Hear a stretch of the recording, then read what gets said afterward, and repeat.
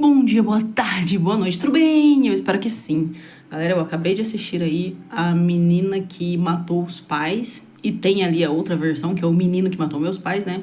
Embora eu sempre acreditei que a Suzane von Richthofen foi a cabeça de tudo, né? Assim, eu não consigo achar um motivo aí pra eles terem feito o que fizeram tão brutalmente. Tipo, não tinha de onde eles terem tanto ódio dos pais dela para fazerem o que fizeram. Então, para mim ainda ela foi quem arquitetou tudo ali para que tudo isso acontecesse, né?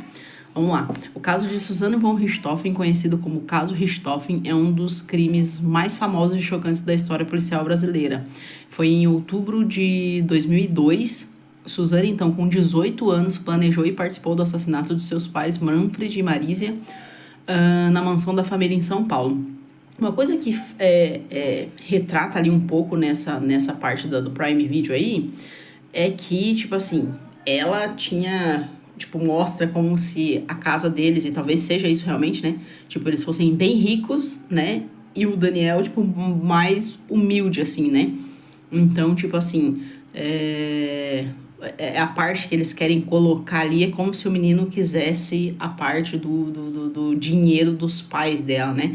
Mas isso não faz muito sentido, porque se ele fizesse isso, o que ele fez, no caso, né, com o irmão, eles sabiam que seriam presos, então não tem muito sentido deles, tipo, de ser meio que uma ganância da parte do Daniel, entendeu? Suzane contou com a ajuda do seu namorado, Daniel Cravinhos, e do irmão dele, Christian Cravinhos, e o crime foi motivado pelo desejo da Suzane de se libertar do controle dos pais e de ter acesso à herança da família, que era bastante rica. Na noite do crime, Daniel e Christian invadiram a casa com Suzane, que facilitou a entrada e desativou os alarmes. Eles usaram barras de ferro e eles pegaram os pais aí enquanto eles estavam dormindo, né? Ela subiu para se certificar de que eles estavam dormindo e daí pediu para eles fazerem um ataque, né? Após o assassinato, o trio tentou simular um roubo para despistar as autoridades. Suzane e os irmãos Cravinhos foram presos poucos dias depois, quando a polícia descobriu inconsistência nos depoimentos e provas que ligavam os três ao crime. Em 2006, foram julgados e condenados. Suzane e Daniel receberam 39 anos de prisão, enquanto Christian foi condenado a 38. E o caso continua a gerar interesse e controvérsia, sendo frequentemente debatido na mídia com documentários e filmes. E em 2021, que foram lançados os dois filmes baseados no crime, A Menina que Matou os Pais e O Menino que Matou Meus Pais, apresentando aí diferentes versões da história a partir do depoimento dos envolvidos. O que eu assisti foi esse daí, da Menina que Matou os Pais, né, que é para ser o lado do Daniel da história, né? E vou assistir aí a parte dela também, embora eu sinceramente não acredite muito na Suzane, né? Eu vi aí coisas que ela é um pouco manipuladora, né? E não duvido nada, porque como ela ia conseguir convencer os dois a fazer isso, né? Tem uma coisa interessante aqui, que é uma carta psicografada da mãe de Suzane, e ela diz aí tipo assim, vou dar uma lida aqui pra vocês entenderem, né? No dia 29 de setembro, a sensitiva Érica Dias revelou ter recebido uma suposta carta psicografada da Marísia. E ela mostrou o conteúdo da carta psicografada, que expôs que Marísia queria para sua filha, né? Na época, a sensitiva afirmou que estava fazendo uma tiragem de cartas para o jornalista Roberto Cabrini e o espírito de Marísia von Richthofen teria aparecido para ela.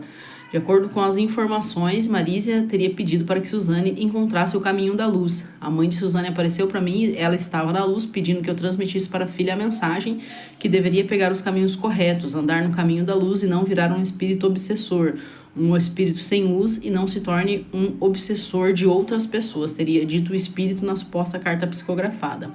Em seguida, Érica Dias admitiu que a matriarca teria perdoado a herdeira por conta da elaboração do crime. Mesmo diante de tudo que aconteceu, a mãe disse perdoar a filha. Tudo foi perdoado e ela alcançou a luz, avisando que tá tudo bem, né? Suzane von Richthofen deveria cuidar do irmão. Só que aí é uma controvérsia, né? Porque ela deixou o irmão órfão, né? Quando ela fez isso. Na suposta carta psicografada, Marísia teria alertado Suzane sobre possíveis problemas de saúde do seu irmão, Andreas Albert von Richthofen. Mas avisa que o seu filho, irmão de Suzane, vai ter um problema no pulmão e mostra um cigarro, que pede que a irmã se aproxime do irmão e que fique mais próxima dele. Porém, o Andreas não quer falar com nenhum deles. quando o Christian, se eu não me engano, não sei se foi o Christian ou se foi o Daniel, mas um dos irmãos ali escreveu uma carta aberta pro Andrés, e o Andrés disse que leu, mas que, tipo, ele não perdoava, que pra ele o que eles fizeram, tipo assim, mudou totalmente a vida dele e ele não queria, tipo, conversa com nenhum deles, né? Além disso, a matriarca teria dito para a sensitiva que teria outra mulher envolvida no assassinato do casal. Sabe que a Suzane amava a mãe e disse que não teve somente os três envolvidos no crime, né? Que teria uma outra mulher de cabelo preto e comprido, e disse que o papel vai aparecer e ter uma reviravolta no caso. O que não sei se vai adiantar muito, né? Porque agora ambos já foram condenados aí, né? Condenada em julho de 2006 pela morte dos pais, a Suzane conquistou o regime semiaberto em outubro de 2025. Na verdade, ela estava tentando, né? Para 2025, mas eles, em janeiro de 2023, a justiça concedeu progressão para o regime aberto, né? E o que acontece? A Suzane acabou aí criando alguns perfis aí em sites de namoro. Agora ela está casada com um médico, Felipe Zequini Muniz, né? E eles tiveram um filho. Em alguns dizem que é uma menina, em outros dizem que é um menino, então não consegui entender bem. Um diz que deu o nome de Isabela, então entende-se que é uma menina, né?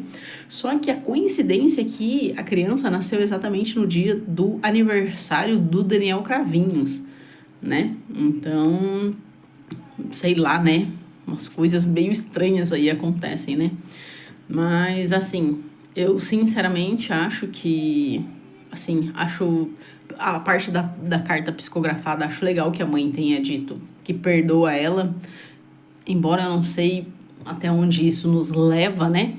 Mas acho que talvez a mãe devia escrever pro filho também, porque quem acabou ficando...